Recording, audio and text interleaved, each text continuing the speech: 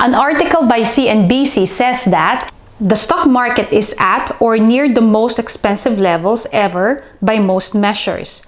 A battery of valuation tests from Goldman Sachs shows the market to be or near the most expensive levels in recent history on most measures. Right now, it's hard to deny that on the whole, stocks are rich relative to past earnings and forecast earnings. As a matter of fact, according to the Shiller-Cape ratio, the US stock market now is as expensive as any time in history as the dot-com bubble.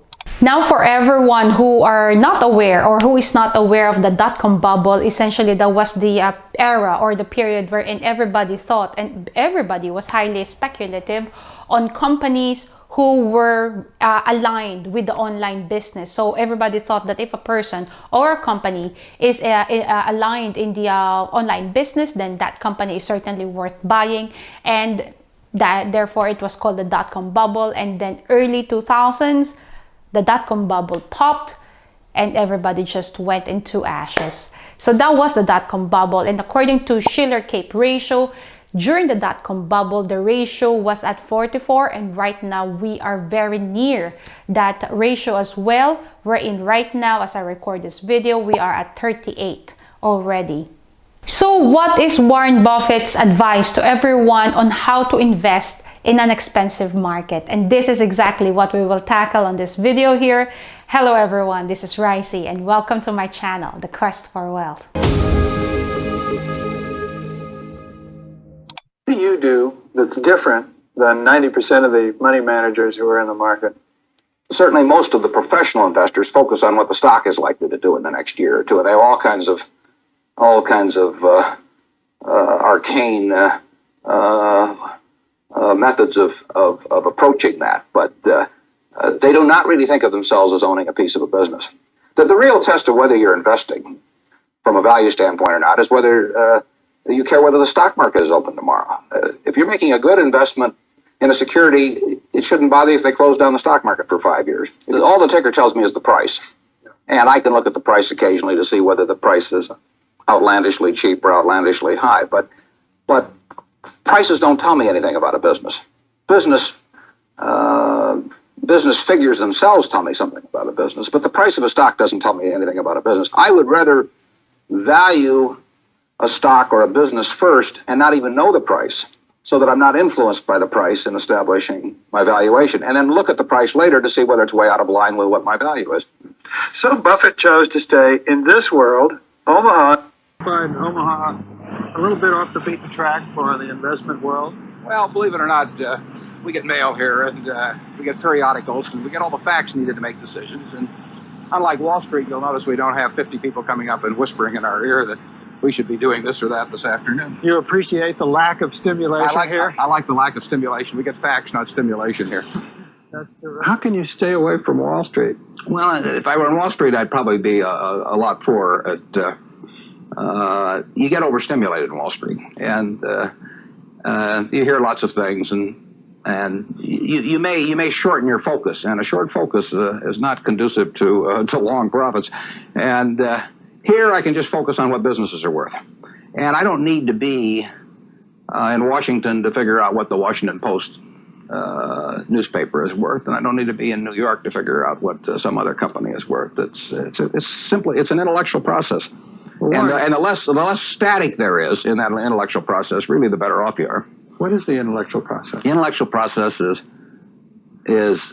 defining your area of competence in valuing businesses, and then within that area of competence, finding whatever sells at the cheapest price in relation to value. And they're all... Isn't it quite interesting? Warren Buffett says that he actually does not want to see the price stuck. First, what he wants to do is to evaluate and understand the company first, so then he is not influenced by the stock price. And when he is convinced that the company is financially healthy, well managed, and the company products and services has got a high moat, then he would want to see the stock price and realize for himself and define for himself if the price is something that he is willing to pay for, or should he wait for the stock price to reach with his margin of safety. And this is something that I'm actually guilty of myself. I have the tendency to be influenced by the stock price, but the reality is the stock price does not have anything to do with the operations and the sales and revenue of a certain company. He mentions in the interview is that an investor should not care if the stock market closes for 5 years tomorrow or not, if he believes that he bought a certain good company. And the reason behind is because a company should be able to sustain its operations, its business, and everything else, and expand it actually even without the stock market. The company should not rely on the buying and selling of its shares in the stock market. If a company is heavily reliant on the stock market or performance of its shares in the stock market, then this company is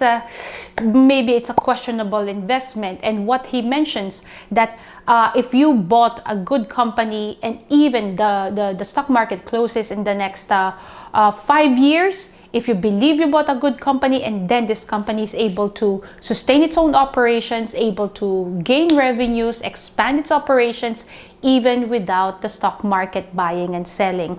And this is the whole idea of investing, even in the expensive market. So the question is, how does Warren Buffett invest in an expensive market?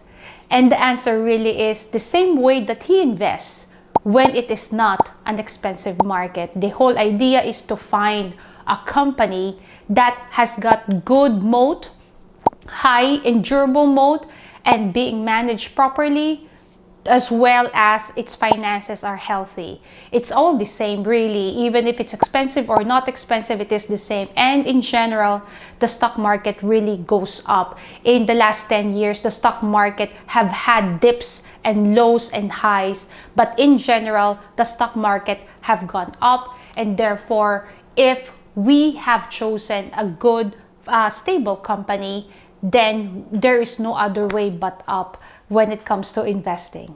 Another advice by Warren Buffett actually, and this is something that I have watched on many interviews by him, is that just because the stock price of a certain company dropped from $100 to $50 does not mean that the stock is cheap. The stock price does not say anything about the company. What says or defines the company is the health of the company when it comes to operations, to sales, to expansion, to debt, and certainly the moat of the business, the operations, and the services of the company. Those are the things that define how cheap or expensive the stock price is. The price of a stock rallying or just dipping in the next 24 hours does not tell anything about the health of the company. And this is one thing that I just wanted, I guess, to add on the very many interviews that I have watched on Warren Buffett. Thank you very much indeed. I hope that you enjoyed this video, and I hope that you gained value from my video and my channel as a whole. If you did, please share, like, and subscribe, and I certainly hope to see you on my next video.